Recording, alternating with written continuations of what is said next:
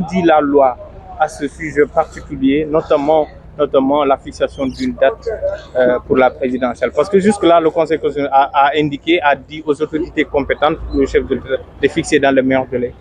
Oui, c'est-à-dire que nous sommes dans une situation assez spéciale et exceptionnelle. C'est comme ça qu'il faut voir les choses. Et il faut l'analyser froidement. Les gens disent souvent que ce n'est pas un cas prévu par la Constitution. Ce n'est pas vrai.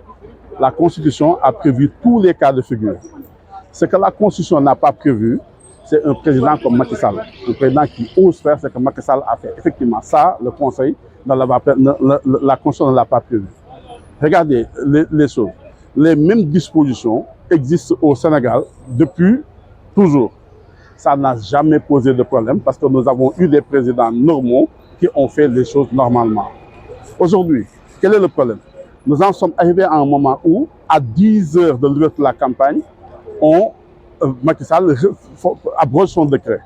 Immédiatement, tous les calculs, tous les délais prévus par le code électoral ne peuvent plus tenir.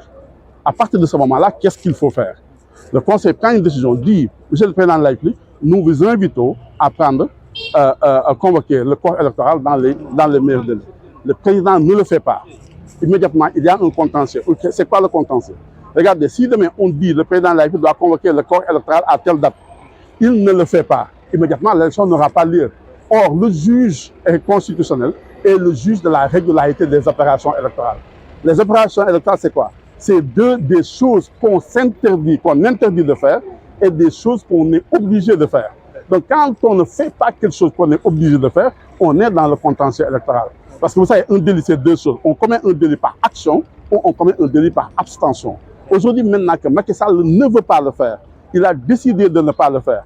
Or, le 2 avril, le Conseil lui a déjà dit que quel que soit ce que tu peux faire, le 2 avril, tu ne peux plus être président de la République. À partir de ce moment-là, il y a un élément de contentieux que le Conseil constitutionnel doit régler. Donc, c'est aujourd'hui, sous cette base-là, c'est au Conseil constitutionnel de fixer la date de l'élection puisque nous avons une carence à ce niveau-là. D'accord. Et vous avez bon espoir dans combien de temps? Oui, écoutez, quand on a saisi le Conseil constitutionnel récemment sur la question du règlement, du décret du président de la République, beaucoup pensaient que le Conseil n'allait pas. Mais le Conseil a rappelé son rôle.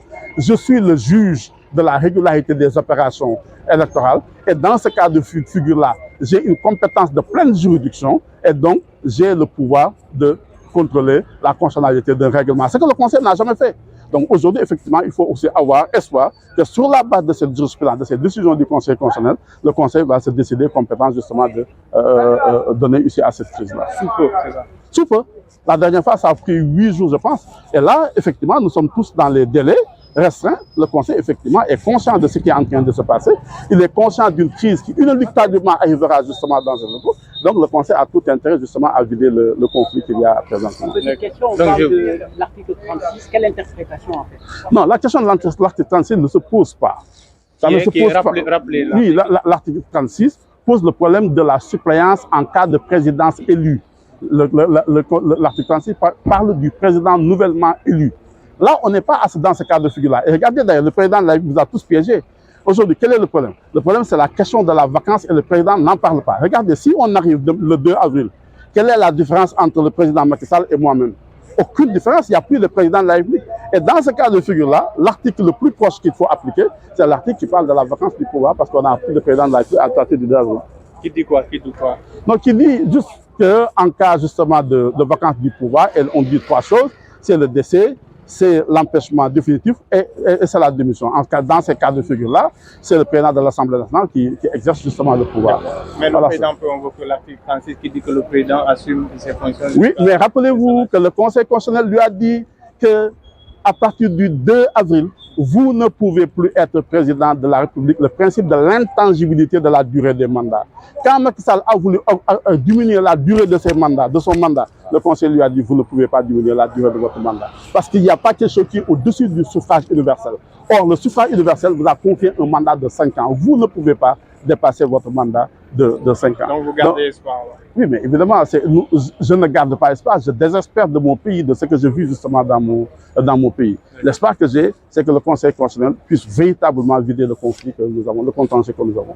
Merci beaucoup, M. Tine. C'est moi qui vous remercie. M. Tine, avocat, hein, je présente. Non, moi je suis juriste, je ne suis pas avocat. Hein. Avocat, c'est autre chose. Oui, c'est bon. Mais avocat, c'est autre chose. Merci beaucoup.